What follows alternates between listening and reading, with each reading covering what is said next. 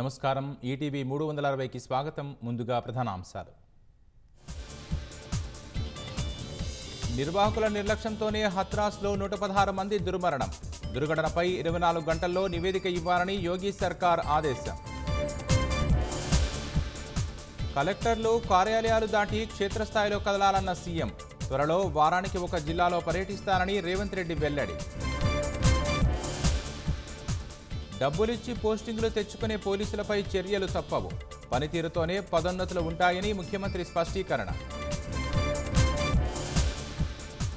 అన్నీ కుదిరితే రాష్ట్రంలో రేపే మంత్రివర్గ విస్తరణకు అవకాశం.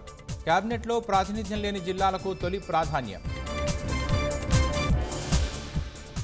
డిప్యూటీ సీఎం భట్టి చైర్మన్గా మంత్రివర్గ ఉపసంఘం.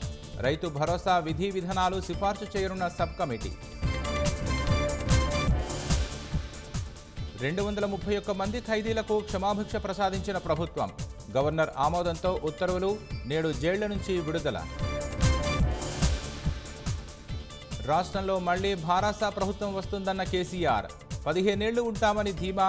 అధైర్యపడొద్దని కార్యకర్తలకు భరోసా.